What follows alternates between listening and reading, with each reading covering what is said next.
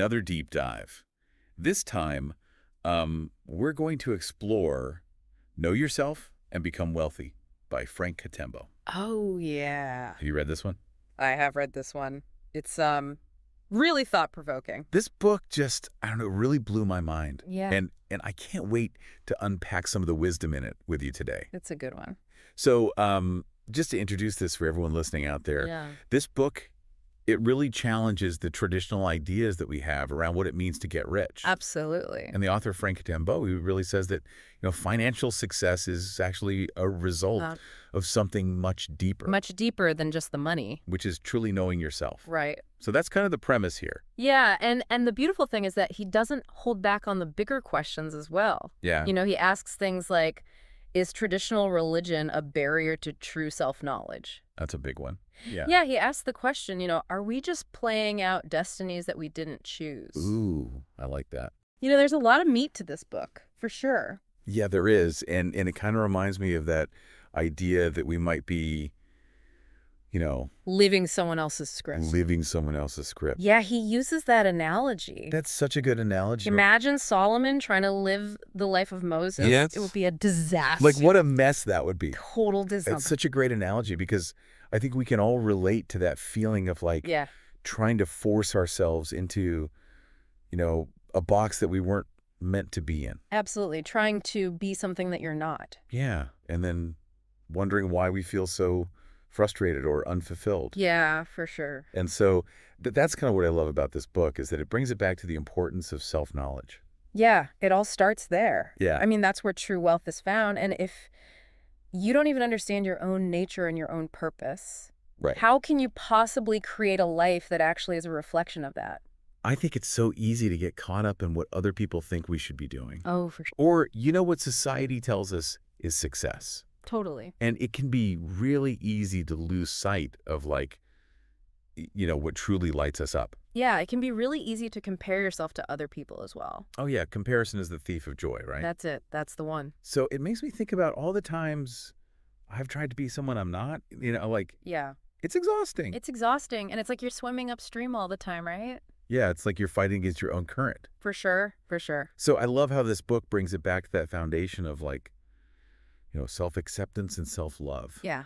Yeah. And really understanding who we are at our core. That's it. Now, something else that really stood out to me in this book is this idea of duality. Yes. So, the interplay of opposites in life. That's it. And Katembo, he has this really interesting perspective on paradise and hell. Oh, yeah. Very, very interesting. Okay, you got to fill me in on this one. He says that you can't truly experience paradise unless you have tasted hell. Okay. He even writes in the book, the intensity of the darkness will mirror and predict the brightness of the day to follow. Whoa. Yeah. Okay, so it's like he's saying that the challenges, the hardships, those are all essential for growth. Totally essential for growth. Okay. And without the lows, we wouldn't appreciate the highs. I was starting to think about contrast. Yeah.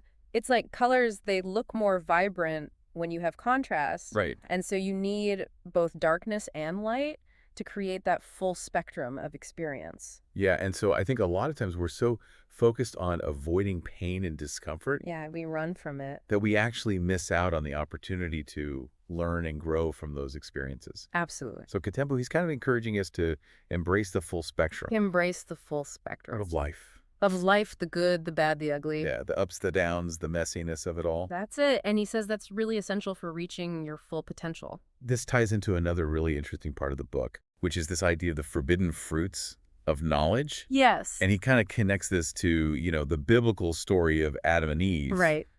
And, the Garden of Eden. Right. And those two symbolic trees. Yeah, the one that represents godlike knowledge. Yeah. And then the other one which represents eternal life. So he's saying that there are certain types of knowledge. Yes. That are essential for unlocking our true potential. Absolutely. And that this knowledge might actually be considered forbidden. By society, by conventional wisdom. By conventional wisdom, I'm hooked. Tell me more. I know, right? Well, he's a bit cryptic about what those forbidden fruits actually represent in our modern world. Okay.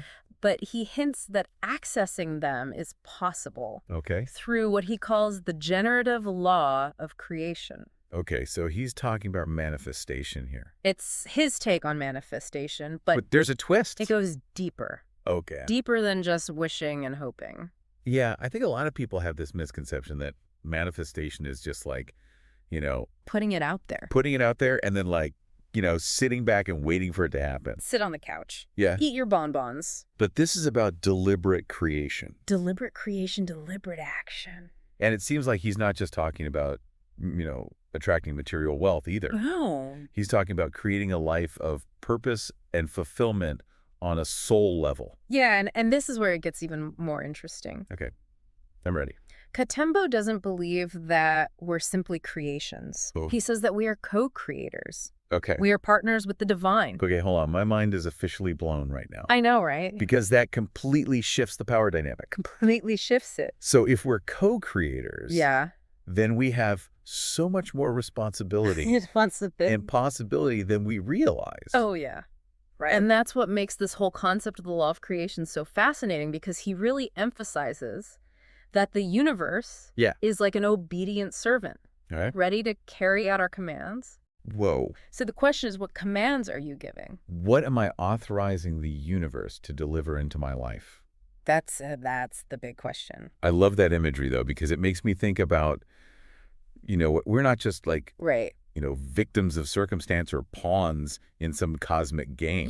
We have the power to choose. We have agency. We have agency. But it also puts a lot of pressure on us, right? It does. It does. Because if we're the ones giving the orders, then you better be careful what you wish for. We better be clear about what we're asking for. Let's be very, very clear. And I think that's where a lot of people get tripped up with manifestation, is that they're not really clear about what they want. Or they're operating from outdated programming.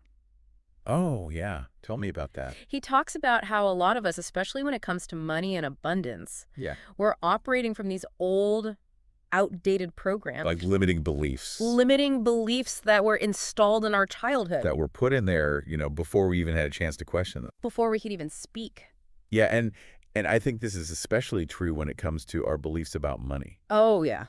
Because, a lot of us grew up hearing things like, money doesn't grow on trees. Money doesn't grow on trees. Or rich people are greedy. Rich people are greedy. Money is the root of all evil. Money is the root of all evil. And all of those messages, they get lodged in our subconscious. They really do. And then they start to sabotage our efforts. Absolutely. Even when we're not aware of it. Yeah, without us even knowing. And so Katembo, he actually points to certain ages. Oh, yeah. As being particularly programmable years. Ages 3, 6, and 9. 3, 6, and 9. Yeah. So those early childhood experiences, they really have a profound impact. A huge impact on our belief system. On shaping our beliefs about what's possible for us. Absolutely. And he uses this term autosuggestion. Yes. Which I had never heard before. It's a fascinating concept. So is he suggesting that we can literally talk ourselves into abundance? Essentially, yes. It's about using repetition to influence our subconscious mind. Okay. So like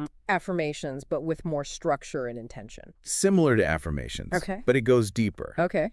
He talks about how specific words act like trigger words to activate the subconscious mind. Oh, I like that. Yeah. So imagine your mind is like a car engine. Okay. And those trigger words are like the ignition key. Spark it up. Spark up that creative process. Oh, I love that analogy. Get things moving. It makes me think about the language that I use on a daily basis. Yeah, what are you saying to yourself? Yeah, whether it's fueling my dreams or holding me back. Because your words have power. They do. They do. So choose them wisely. It's like we all need a trigger word upgrade. Absolutely upgrade your vocabulary, upgrade your life. I love it. Now, he does acknowledge that the path to manifestation isn't always smooth sailing. No, it's not. I can attest to that. There are some inner blocks that we have to address. What are some of the common ones? Well, he talks about limiting beliefs, obviously. Of course. Self-doubt. Yeah. Fear of failure. Mm-hmm. Relying too much on what other people think. Oh, yeah, the need for external validation. Yeah, and even neglecting self-care. Yeah, that's a big one. All of those things can really hold us back. Yeah, because if we're not taking care of ourselves, right, then we don't have the energy or the resources to actually pursue our dreams. Absolutely. So self-care is not selfish. It's actually essential. It's essential for manifestation. It's essential for everything. Okay, so I love how he acknowledges that there are these blocks. Yeah. But then he also gives us tools to overcome them. Oh, yeah. He gives us a whole toolbox. And this is where it gets a bit, well, let's just say. A bit controversial. A bit controversial. Yeah. Now I'm really curious. I know, right? Okay, lay it on me. Well, he suggests that there might be unseen forces at play. Okay. Entities that actually benefit from keeping us in a state of fear and doubt and lack. Okay, is he talking about aliens? Is he talking about... He doesn't get that specific. Okay. But he uses this image Okay. of predators Okay. in sheep's clothing, Okay. preying on our energy and exploiting our ignorance. That's a powerful image. It's a very powerful image. Okay. And it's a very provocative idea. It is. But it's something to consider. Yeah. You know, are there subtle influences at play that are shaping our reality in ways that we're not even aware of? Exactly. Yeah, and I think whether you buy into that idea of like, yeah, you know, unseen forces or not, yeah, I think the point about being aware of subtle influences is so valuable. Absolutely. Because we're constantly bombarded with messages from the media, advertising, social media, our own inner critic. Yeah. All of those things. And so it's important to be discerning and to question yeah. the narratives that might be holding us back. Absolutely. But he doesn't just leave us hanging with these potentially scary ideas. No, he doesn't. He also shares a bunch of real-life success stories. Oh, yeah. To show us that this stuff actually works. That it works. And he features people from all walks of life manifesting amazing things. Absolutely. Okay, give me some examples. All right, so he starts with Jim Carrey. Okay, the actor. The actor Jim Carrey, before he was famous, wrote himself a $10 million check, dated it a few years in the future. Oh, yeah. Carried it in his wallet. That's like a classic manifestation story. It is a classic. Yeah. But he wasn't just sitting at home visualizing.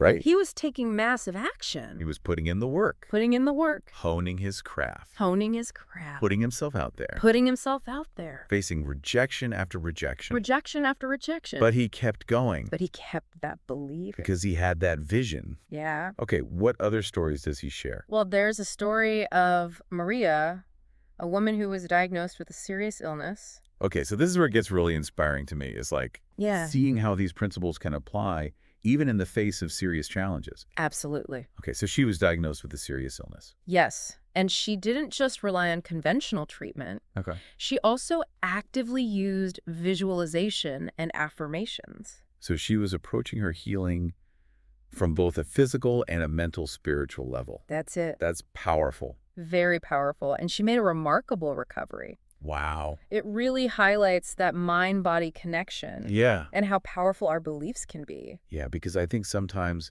we underestimate the power of our thoughts. Absolutely. To influence our reality. For sure. And so her story is a beautiful reminder that even when things seem really tough, we still have the power to choose healing. We always have a choice. We always have a choice. Yeah. Okay. And he also talks about a woman named Emma, right? Yes, Emma. Who was looking for love. Looking for love. Yeah.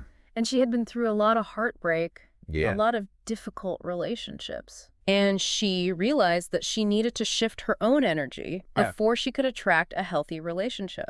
So she was doing that inner work. Doing that inner work. To clear out the old baggage and to create space for something new. Exactly. Yeah. So she was using affirmations, visualizing herself in a loving partnership, and really focused on the qualities that she desired. It worked. It worked. Okay, tell me more. She met a wonderful man who shared her values and treated her with respect. I love that. And it just shows that sometimes we need to focus on our own growth first before we can manifest external changes. It's about becoming the person you want to attract. That's it. Yeah, and I think a lot of people skip over that part. They do. They're so focused on like, you know, finding the perfect partner or finding the perfect job. Yeah. But they're not willing to do the work on themselves. To become the person who is worthy of that. Yeah. Yeah. And then they wonder why they keep attracting the same types of people or the same types of situations. They keep repeating the same patterns. Yeah. So Emma's story is a beautiful example of like, you know, sometimes you got to focus on yourself first. That's it. And then the right people will show up. They will. Now, you mentioned that Katembo also used these techniques to help his own son who was struggling in school. Yes, he did. Okay, tell me about this. So his son was having a hard time academically. Okay. And Katembo helped him to turn things around by using autosuggestion. Okay. I'm still fascinated by this concept of autosuggestion. I know. It's so cool. I mean, it's like intentionally planting these seeds of belief. It is. In the subconscious mind. Yeah. Yeah. So how did they use it with his son? Well, they worked together to create positive affirmations that focused on his son's intelligence and potential. Yeah. And they repeated these affirmations consistently, really helping to reprogram those subconscious beliefs and shift his beliefs about himself. And that's amazing, and it sounds like it had a really profound impact on his academic performance. Huge impact. His grades improved drastically. Wow. He went from struggling to excelling in his studies. That's incredible. And they even used autosuggestion when his son was initially rejected from his top choice college. Oh, wow. So they helped him reprogram his thinking and focus on his potential. So they used it not just to overcome that specific obstacle, but to also build his resilience and his confidence. It's a great example of how it can be used in a very targeted way to address specific challenges. I love it. Yeah. Okay, I need more inspiring stories. All right, well. What about some of those big world-changing success stories? Yeah. Like Jack Ma, the founder of Alibaba. Jack Ma. Talk about entrepreneurial success. He is the embodiment of that. Through manifestation. Yeah, he faced so many rejections early on in his career. We know. Setbacks, but he never gave up. He was rejected from Harvard like 10 times. 10 times. 10 times. Rejected from a job at KFC. Oh, my goodness. But he just kept believing in himself. And in his idea. Yeah. And now Alibaba's a global powerhouse. It's a global powerhouse. Yeah. And I think that's such a powerful testament to the fact that the path to success is not always linear. Not at all. Sometimes you have to face those rejections. Yeah. You have to face those setbacks. You have to go through the mud. But if you keep going and you keep believing in yourself and you keep taking action, then amazing things can happen. Absolutely. Okay, so we got Jack Ma. We got Jack Ma. What about Thomas Edison, the inventor of the light bulb? Thomas Edison? Like, talk about someone who changed the world. Oh, he changed the world with his inventions, and he was all about experimentation. He was all about it. And he had this unshakable belief in possibility. I love that he didn't view failure as failure. No. He viewed it as a learning opportunity. That's a stepping stone. A stepping stone. Absolutely. Yeah, and he famously said, I have not failed. I've just found 10,000 ways that won't work. Yeah. And I think that's such a healthy mindset. It's the best mindset to have. To embrace those quote-unquote failures as stepping stones on the path to success. They're not failures, they're lessons. They're lessons, yeah. Yeah. And so Edison, he was a master of creative visualization. He was. Seeing the light bulb in his mind's eye before it actually existed. That's it. And it kind of reminds me of what Katembo's saying about, like, aligning our energy with what we want to create. Yeah. Edison didn't just think about inventing the light bulb. He embodied it. He felt it. Yeah. He saw it. Yeah. He lived it in his imagination. He lived it. And then he brought it into reality. Yeah. Now, Katembo also shares a story of his own personal journey. Oh, yeah. Of building the premier people brand with his wife. Yeah. So tell me about that. Well, they had this clear vision of creating a business that would make a positive impact. Mm-hmm. And they used visualization, affirmations, a deep belief in their mission to manifest their success. So they were living these principles. They were walking the talk. They were putting them into practice. Absolutely. In their own lives. In their own lives. I'd love that. Yeah, and they hit a major roadblock early on. Oh, no. The capital that they had saved to start their business vanished. Oh, no. What did they do? They could have easily given up. Yeah. But they chose to see it as a challenge to overcome. Okay. And they actually launched their business with zero capital. Wow. Yeah. So they literally started with nothing. They started with nothing but their belief. Wow. And through sheer determination and unwavering belief in their vision, they built it. They built a successful brand. Wow. Yeah. That is so inspiring. It is. Because it shows that, sometimes those setbacks can actually lead to even greater innovation and resourcefulness. Absolutely. They force you to think outside the box. They force you to get creative. To get creative. To tap into resources that you didn't even know you had. Exactly. Yeah. Yeah. And he calls these stories illuminating your path, real-life success stories. Okay. Really emphasizing that these principles are universal. They can be applied to any area of life. Any area. No matter what your background is, no matter what your circumstances are. Yeah. We all have this potential to create extraordinary lives. Absolutely. And I love how he's not just giving us theory. He's backing it up with real-life examples of people who've actually done it. Who've walked the path and achieved amazing things. And so it's like, if they can do it, then we can do it too. We can too. It's like it gives us that permission to believe in ourselves. Yeah. And to dream big. Absolutely dream big. Now he doesn't just leave us hanging with these stories. No, he doesn't. He actually gives us a blueprint. He does. For putting these principles into action. Yeah. And he calls it the 90-day challenge. 90-day challenge. Yeah. Okay, let's dive into that. Let's do it. What are the key steps involved? Well, it all starts with defining your intentions. Okay. So getting crystal clear. We talked about that earlier. We did. Aligning our energy with our desires. That's it. Okay, so we define our intentions. What's next? He talks about identifying and overcoming those limiting beliefs and negative thoughts that can really sabotage our efforts. So clearing out the mental clutter. Yeah. To make space for the abundance to flow in. Absolutely. Okay. He also talks about setting realistic goals. Yeah. And breaking those goals down. Yeah, because sometimes those big goals. They can be overwhelming. They can be really overwhelming. Break them down into smaller steps. They become more manageable. That's it. Yeah. And then taking consistent action. Yeah. Even if it's just small steps each day. Showing the universe that we're serious. Yeah. About manifesting these dreams. You gotta do the work. We gotta do the work. Okay, so we're taking consistent action. Yes. What else? Well, he also reminds us about the power of visualization, affirmations, gratitude practices, to reprogram our subconscious minds and shift our energy. We've been talking about that throughout this whole deep dive. Yeah. Aligning our vibration with what we want to attract. That's it. Yeah. He also emphasizes the importance of patience and trust. Oh, that's a big one. It is, because manifestation doesn't always happen overnight. No, it doesn't. It can take time. Sometimes it takes a lot of time. Yeah. And so we have to surrender to divine timing. Yeah. Trust that the universe is working in our favor. I think that's the hardest part for a lot of people. It is. It's a waiting. The waiting. The trusting. The trusting. Yeah. Yeah. And then finally, he stresses the importance of self-care throughout the process. Absolutely. Because we can't pour from an empty cup. We can't. Yeah. So we have to nourish ourselves. Yes. Physically, mentally, spiritually. Yeah. So we have the energy and the resilience to stay the course. So it's not just about achieving the goal. Oh. It's about enjoying the journey. It's about the journey. Yeah. It's about who you become along the way. I'd love that. Yeah. So this 90-day challenge, it sounds incredibly powerful. It's a game changer. It's a roadmap for personal transformation. It is. Yeah. It really is. And I love how it emphasizes that we have the power to create the lives that we truly desire. We do. But it takes that commitment and self-awareness and a willingness to step outside our comfort zones. Absolutely. Now let's get a little bit more specific. Okay. Katembo calls these 11 actions within the 90-day challenge. Yeah. Commandments. Commandments. Okay, so what's the first commandment? Action 1, embrace truth.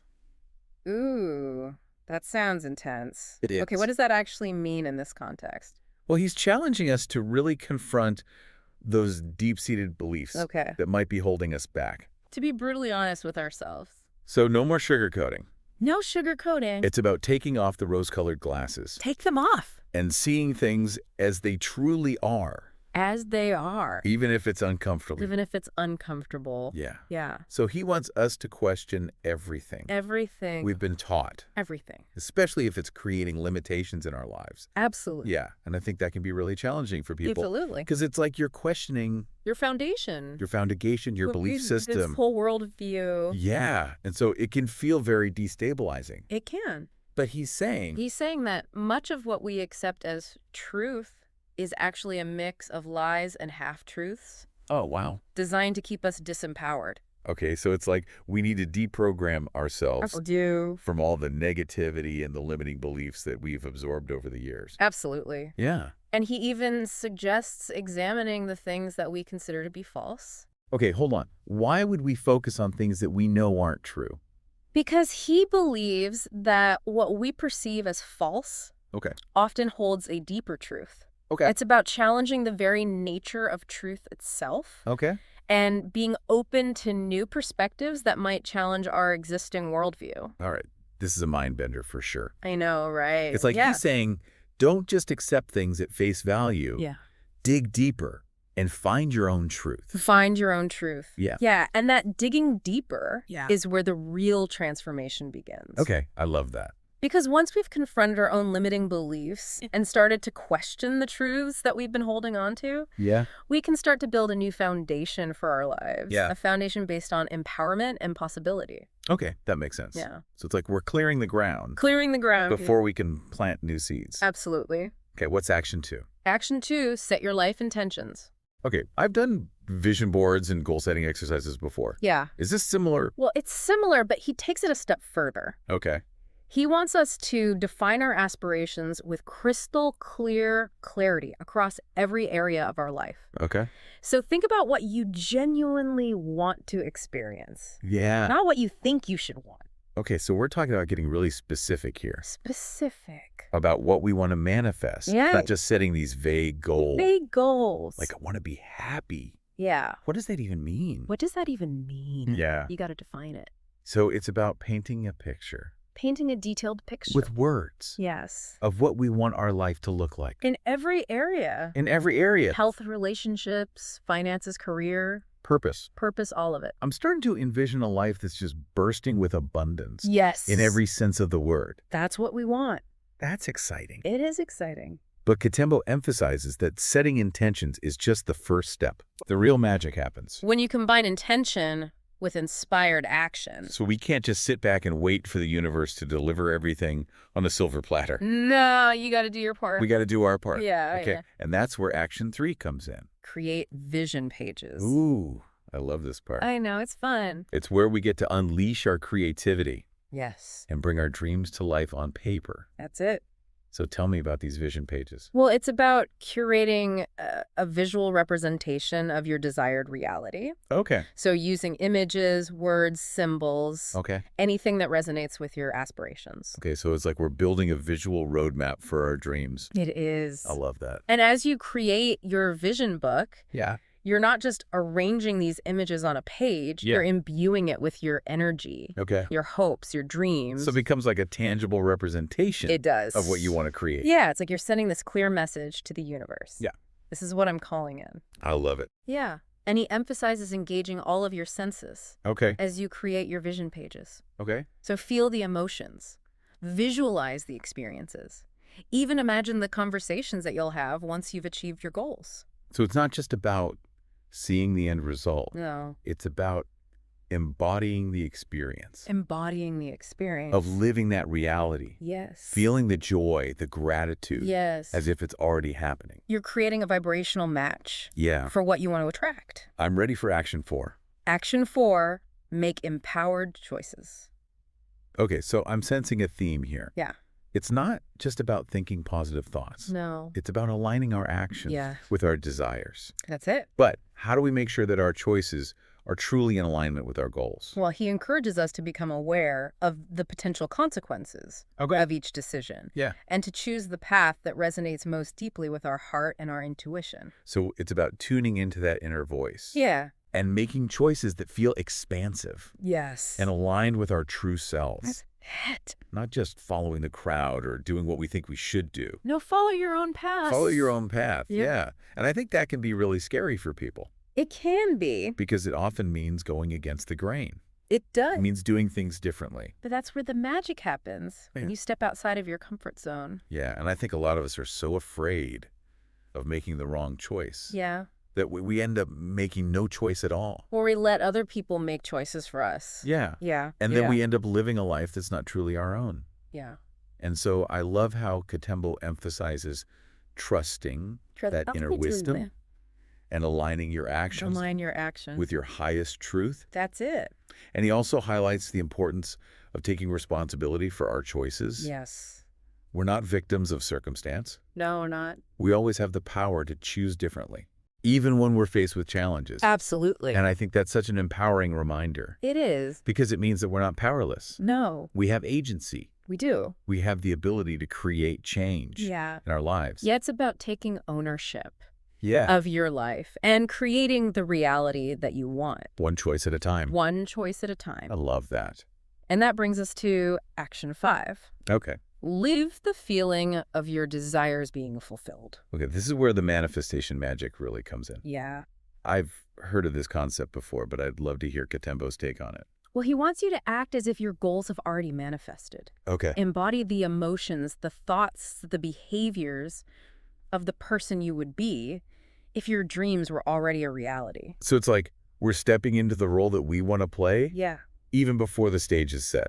Even before the stage is set. I love that analogy. It's about shifting your energy and aligning yourself with the vibration of your desires. Okay, but how do you actually live as if Yeah. when your current reality might feel very different? Well, he suggests using tools like visualization, Okay. affirmations, even role-playing, Okay. to help embody that feeling of Yeah. your desires being fulfilled. Okay. So immerse yourself in the experience. Feel the joy, the gratitude, the abundance as if it's already yours. It's like we're tricking our subconscious mind It is. into believing that our desires are already our reality. Yes. Which then makes them more likely to manifest. Yeah, like to manifest. In the physical world. Exactly. And by doing that, you create a magnetic force Okay. that draws those desires to you more quickly.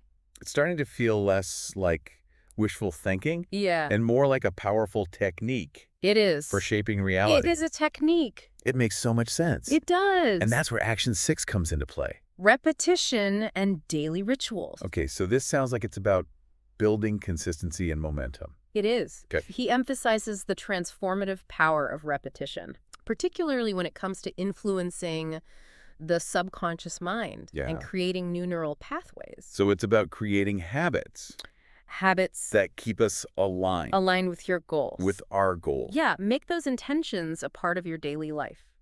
Not just something we think about once in a while. No. What kind of rituals does he recommend?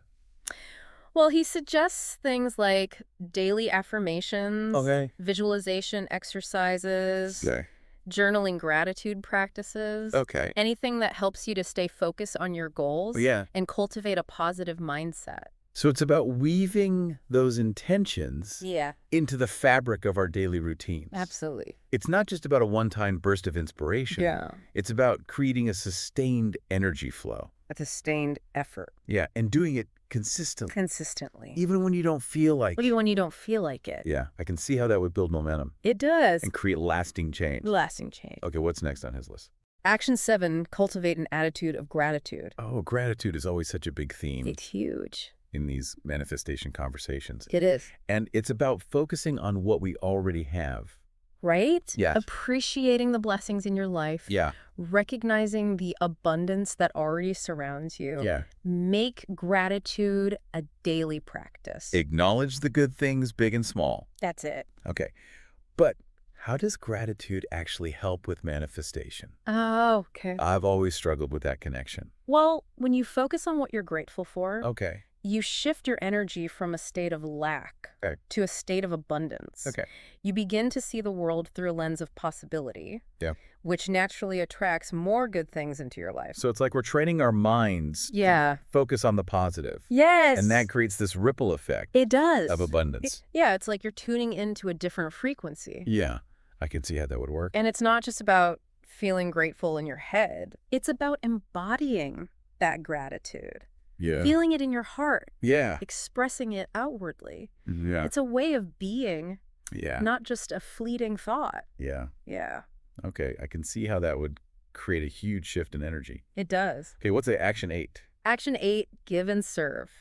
Okay, so this one sounds like it's about going beyond ourselves. It is. And contributing to something bigger. Something bigger than ourselves. Yeah. He believes that true wealth isn't just about accumulating possessions. Okay. It's about using your resources and your talents to make a positive impact on the world. Wow. So acts of service, generosity, compassion. So it's about recognizing that we're all interconnected. We are. And that our actions have a ripple effect. They do. Yeah. Yeah. It's not just about our own personal gain. No. It's about contributing to the collective good. The collective good. Yeah, and I think sometimes we get so caught up in our own little bubbles that we forget that we're part of something much larger. Yeah, we forget about the bigger picture. And so I love how he's emphasizing that. Yeah. You know, giving without expectation of return creates this powerful flow of abundance.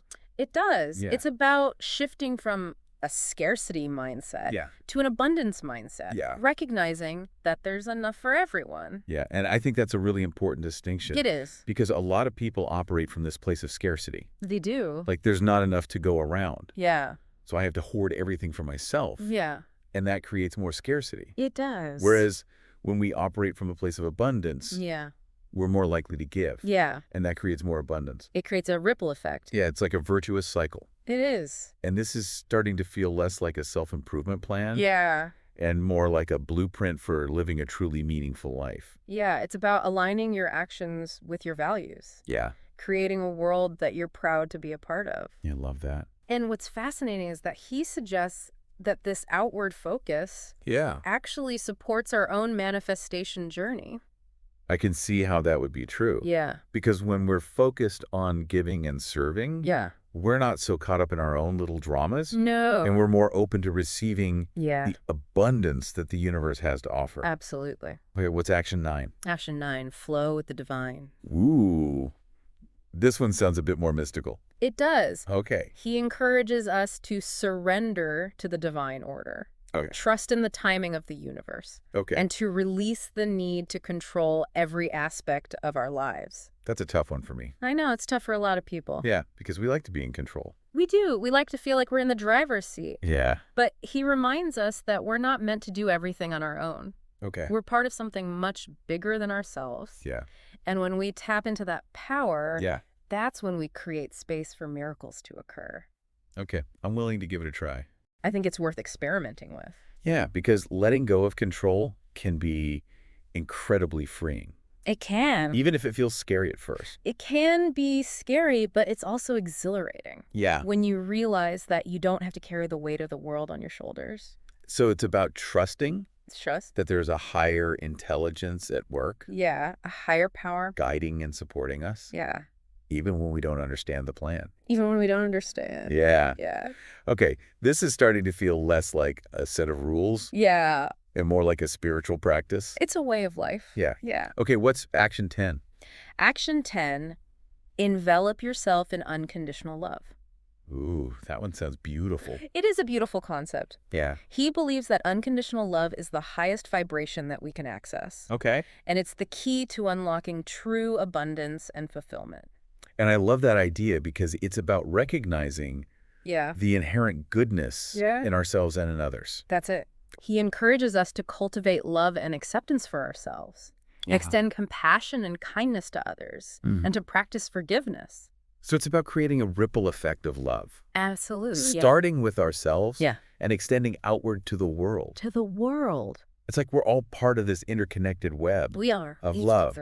Yeah, and it's about letting go of any resentment or grudges that we might be holding on to. Yeah. Because those negative emotions, they just block the flow of love and abundance. They can create resistance. I'm feeling lighter just thinking about it. I know, it's a powerful concept. It is. Yeah. Okay, what's the final action in his 90-day challenge? Action 11, eat right. Okay. Both physically and spiritually. So this one sounds like it's about nourishing ourselves. It is. On all levels. On all levels. Yeah. He emphasizes consuming food that supports our physical health and our spiritual well-being. So it's about being mindful of what we're taking in. Yeah. Both in terms of what we're putting into our bodies and what we're exposing our minds to. Exactly. He makes this distinction between live food and dead food.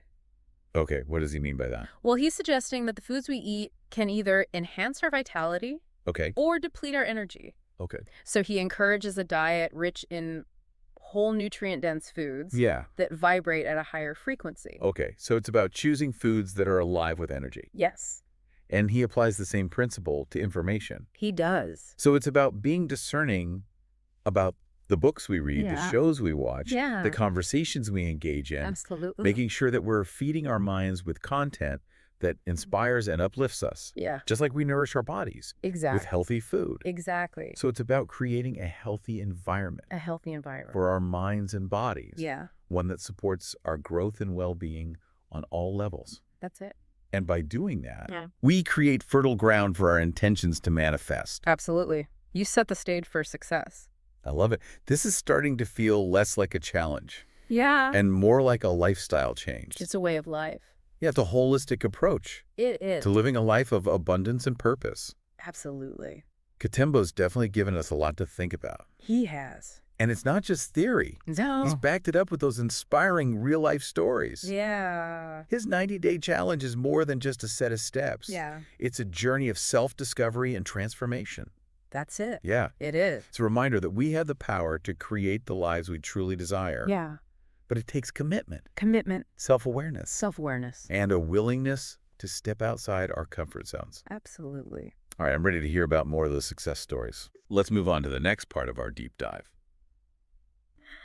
Okay, wow, those 11 commandments are powerful stuff. But I think I'm ready for some real-life inspiration now. Tell me about those people who use these principles to actually, like, manifest amazing things in their lives. Oh, yeah. He shares stories from all walks of life. Yeah. Which I think is so important. It shows this isn't just about one type of success. Right.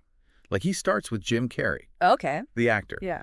Before he was famous. Okay. Jim Carrey wrote himself a $10 million check, dated it for a few years in the future, and carried it in his wallet. Oh, yeah. That story is legendary. It is. And, of course, within a few years, he was making that much per movie. He was. It really shows the power of visualization. Yeah. And unwavering belief. Yeah. And what I find fascinating is that he wasn't just passively visualizing. He was also working tirelessly. Yeah. Honing his craft, taking risks. Putting in the work. Putting in the work, facing rejection after rejection. Yeah, but he kept going. He kept going because he had that vision. He had that vision.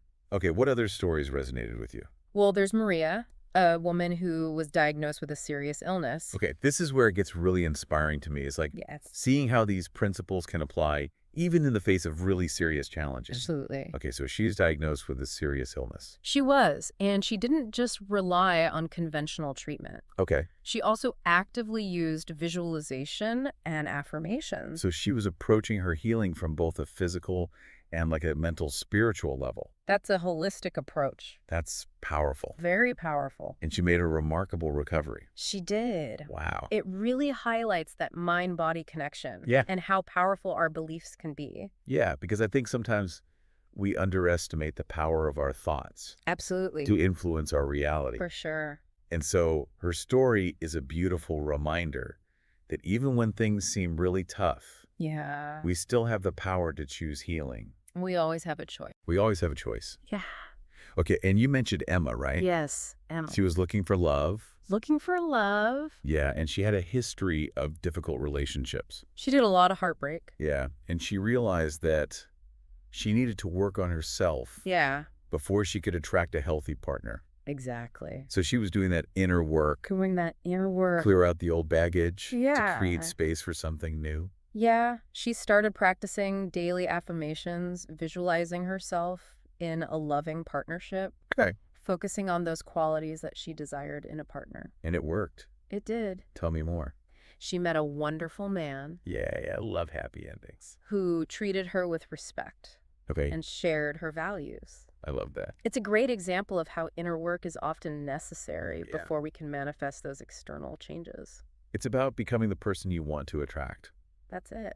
And I think so many people skip over that step. They do. They're so focused on finding the perfect partner or finding the perfect job, Yep. but they're not willing to do the work on themselves. To become the person who's worthy of that. To become the person who's a vibrational match for that. Yes. Yeah, and then they wonder why they keep attracting the same types of people. The same patterns. The same patterns, the same situations over and over again. Over and over again. And so Emma's story is a beautiful reminder of like, you got to focus on yourself first. That's it. Get your own house in order. And then the right people will show up. They will. Okay. And then you mentioned that Katembo used this with his son. I did. Who was struggling academically. Yes. Tell me about this. His son was having a hard time in school. Okay. And they used that autosuggestion technique. Yeah, I'm so curious about that. It's so cool, right? It's like you're intentionally planting these seeds of belief in the subconscious mind. That's it. Yeah. So they worked together to create these positive affirmations. Okay. Focusing on his son's intelligence and his potential. Okay. And they repeated those affirmations consistently, really helping to reprogram his subconscious mind. And shift his beliefs about himself. And it sounds like it had a huge impact on his academic performance. It did. His grades improved drastically. Wow. He went from struggling to excelling. That's incredible. And they even used autosuggestion when his son was initially rejected from his top choice college. Oh, wow. So they helped him to reprogram his thinking. So they use it not just to overcome that obstacle. Yeah. But to build his resilience. Yes, his confidence. His confidence. Yeah. And to shift his perspective. Absolutely. Okay, I love that. It's a great example of how it can be used in a targeted way to address a very specific challenge. I love it. Okay, what about some of those big world-changing success stories? Okay. Like Jack Ma, the founder of Alibaba. Jack Ma. Talk about entrepreneurial success. Oh, yeah, he's a great example. Through manifestation. Yes, he faced countless rejections. I know he was rejected from Harvard 10 times. 10 times rejected from a job at KFC. Oh, my goodness. But he persevered. He kept going. Fueled by an unshakable belief in his idea. And now Alibaba is one of the biggest e-commerce companies in the world. It is a global powerhouse. It's a global powerhouse, and that is a huge testament to the power of persistence. Absolutely. And belief. And vision. And vision. Yeah. Okay, and what about Thomas Edison? Thomas Edison. Inventor of the light bulb. A light bulb. Talk about someone who changed the world. Oh my goodness, he changed the world. I love that he was all about experimentation. Oh, he was relentless. And that he didn't view failure as failure. No. But as an opportunity to learn and improve.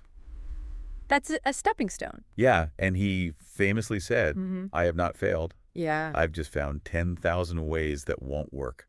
That's the quote? Such a good quote. So good. And such a healthy mindset. Absolutely. Like the best mindset. Yeah, because it's like we're so afraid of failure that we don't even try. We stay stuck. But Edison was like, bring on the failures. Because each failure is bringing me one step closer. Closer to success. To success. Yeah, he was a master of creative visualization as well. Yeah. Seeing that light bulb in his mind's eye long before it became a reality. It reminds me of what Katembo was saying about aligning your energy with what you want to create. Yes. Edison didn't just think about inventing the light bulb. Yeah. He felt it. He saw it. He lived it in his imagination. He embodied it. And then he brought it into reality. Okay. And then you mentioned that Katembo shares a story about his own journey. Yes. Of building the premier people brand with his wife. That's right. Tell me about that. Well, they had this very clear vision Okay. of creating a business that would make a positive impact on the world. Yeah. And they used visualization. They used affirmations. Yeah. And this really deep belief in their mission. Okay. To manifest their success. So they were walking the talk. They were walking the talk. They were living these principles. Absolutely. Putting them into practice in their own lives. In their own lives. I love that. And then they hit a major roadblock. They did early on. What happened? The capital they had saved to start their business vanished. Oh, no, that's devastating. It is. Yeah. But they could have easily given up. Right. But they chose to see it as a challenge to overcome. Okay. And they launched their business with zero capital. Wow. So they literally started with nothing. They started with nothing but their belief and their vision. Wow. And through sheer determination and unwavering belief in their vision. They built it into a successful brand. They did. That is so inspiring. It's a great story. Because it shows that resourcefulness and resilience are just as important as capital. Absolutely. Sometimes even more important. When it comes to building a business?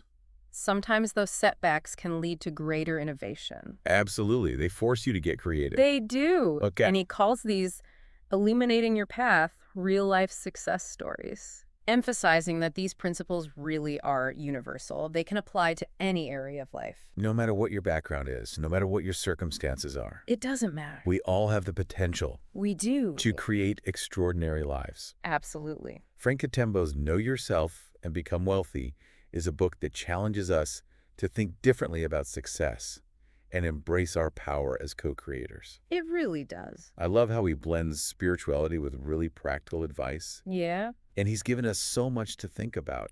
A lot to chew on. From questioning our beliefs and reprogramming our subconscious minds to embracing our unique purpose and living a life of intention. That's it. And he's shown us that manifestation isn't just about wishing and hoping. No. It's about aligning our thoughts, our beliefs, our actions with our desires and taking inspired action. To our listeners, I encourage you to explore these ideas. Further dive into Katembo's book and see what sparks your imagination. And remember, the power to create the life you desire lies within you.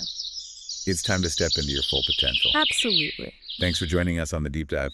We'll see you next time.